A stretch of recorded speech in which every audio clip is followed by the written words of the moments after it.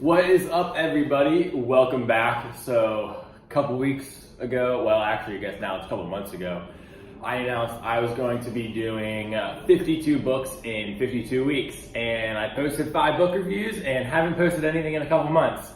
So, a lot of people are probably like, all right, Nick, stop reading a book a week. Not true, just haven't gotten around to making a video. So, this video is going to be a compilation of reviews of the past 11 books that I've read.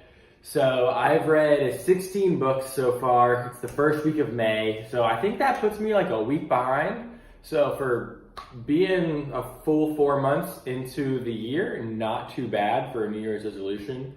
Definitely still plan on finishing that 52 for 2019. And then a little bit of a life update, still at Mend, got promoted to account executive, so that is going well.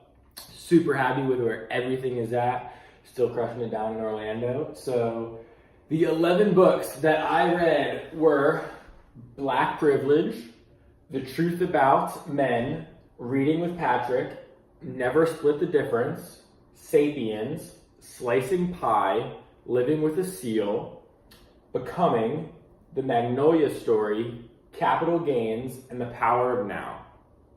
So we'll dive into those. That's the order I actually read them in as well. So Black Privilege is by Charlemagne the God. That is kind of his biography leading up to the point of where he's at in his life now. That book and Reading with Patrick are 2 books that I really enjoyed reading, because they gave me a much different perspective on how things still are in the United States, especially Reading with Patrick talks about the story of, upper middle class Asian woman goes to, top tier school. She could have gone to be a lawyer and gone that life, but she chose to go the route of Teach for America, work in a low income community, low income schools. And she kind of develops a bond with a student named Patrick, and it kind of shows her a different side of life that she wouldn't have seen otherwise. And Black Privilege, same thing for me, seeing Charlemagne the God's story of, his childhood and then leading into his career, I really liked, because it's not something that you're going to get in your daily life other than reading people's stories. So in between those 2 books, I read The Truth About Men. Fascinating book. It talks about why guys suck, pretty much. The book pretty much talks about why a guy's brains are very instinctive and a little more lustful. So the author kind of writes about how guys can develop more self-discipline and how delayed gratification can be a more superior outcome than instant gratification, and he goes into why. So definitely recommend that book if you're a guy, or if you're a girl in a relationship, I guess. Never Split the Difference was the 4th book that I read. Loved this book.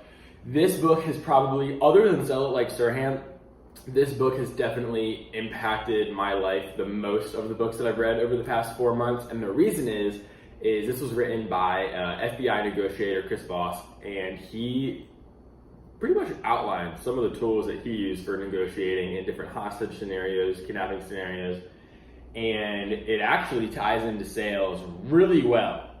So there's certain tactics, like it sounds like, and then you follow that up by a question started with what or how.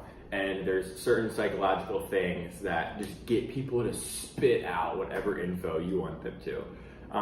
So I've actually used this in my job with a lot of success. So if I don't hear from a prospect in a while, I'll send them an email saying, hey, it sounds like you're no longer looking into Mend. I hope I'm wrong, but I haven't heard from you in a while. What do you think about hopping on a quick call this afternoon or tomorrow?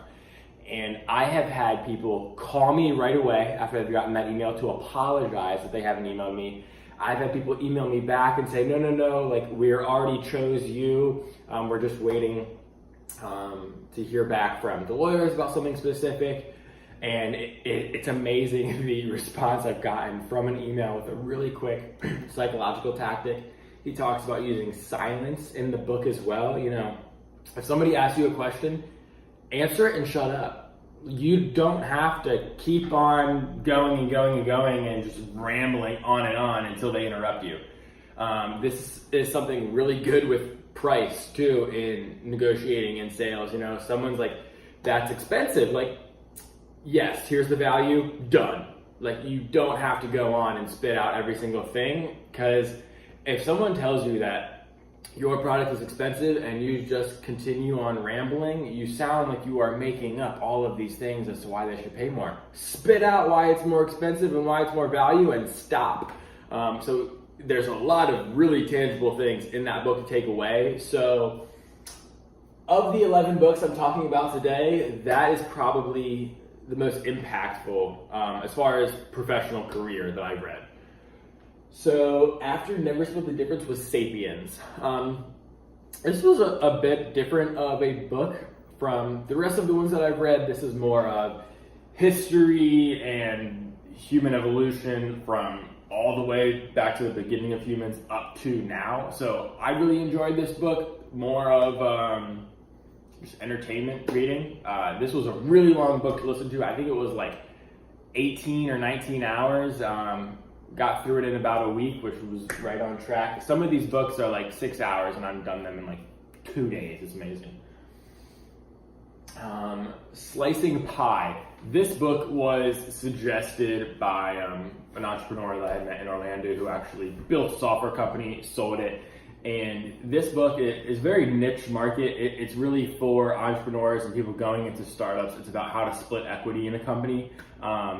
And it's really heavily based around sweat equity, and, you know, finding how to put a dollar amount to the hours you work, and then how to distribute that over a team to figure out who has earned what equity, also in tandem with, you know, who's putting money into the company to figure out that. Living with a Seal. So this book I actually decided to read after reading Can't Hurt Me by David Goggins. So Living with a Seal. The Seal is David Goggins, and this book is about Jesse Itzler, who's owner of Marquis Jets, the Atlanta Hawks. He actually paid David Goggins to come live with him for a month in New York City. Jesse lives right off of Central Park, and they basically did probably like the worst month of Jesse's life in terms of working out. Jesse's, at the end of the book, he's like, you know, that month changed my life. It was incredible. Never thought he would be able to push himself to a lot of the physical feats that they did. But it was amazing to listen to this book, because where I live, there's a great like 3-mile little trail that I can run around this lake. And I'm listening to this book, and they're talking about, you know, Jesse's like bleeding down his leg, hasn't eaten in hours, and they're going on a run at a crazy pace, crazy distance. And I'm here in my nice little Orlando neighborhood going around this nice lake, and I'm like, wow, I'm a pussy. And they're talking about, you know, getting up, going for a run, hopping in a freezing lake. And it's just, listening to that while you're working out is just such a motivator. So I really enjoy reading that book. Next up is Becoming. Becoming is probably the one that most people watching this are going to know. It is Michelle Obama's memoir, and it's now one of, if not the best-selling memoirs ever. I really enjoyed this book. I am kind of a fan of politics, and I had no clue Michelle Obama was not a fan of Barack necessarily becoming senator, even going into the presidency. She 100% supported him, of course, along the way. But it was interesting to hear her story of becoming a lawyer, Barack becoming a lawyer, and then how he got into politics, and it was never something that she was passionate about or wanted to get into, but hearing her perspective on how things changed throughout her life and dealing with being first lady and how she was able to embrace it. And I'm sure a lot of people watching this would agree that she was an amazing first lady, did a lot of really good things as first lady, because, you know, first lady, as she mentions in the book, doesn't have a definitive like job description. There's nothing that outlines like you need to go do this. It's kind of like first lady's your platform and you can run with it how you want. And then the end of the book, Reviewing this honestly, she got pretty political at the end of the book, talking about the transition into our current president, Donald Trump, and some of her thoughts there, and how she hopes to see the country move forward. Next is the Magnolia Story, and I'm going to tie that in with the book I read after the Magnolia Story, Capital Gains. So, Fixer Upper, really popular show. Chip and Joanna Gaines are the co-hosts, and they're also married. So the Magnolia Story is kind of like their book, more so her book, and then Capital Gains is his book. I really enjoyed Magnolia Story to hear her perspective on meeting Chip, their life together, their story of how they have made things work together in their entrepreneurial ventures, and the show and how that's tied into their life. And then Capital Gains was more so like his book. It's a little bit more of his story of entrepreneurship and building up Magnolia Homes, whereas, Joanna's kind of more the interior design, and then she also has her store in Waco as well.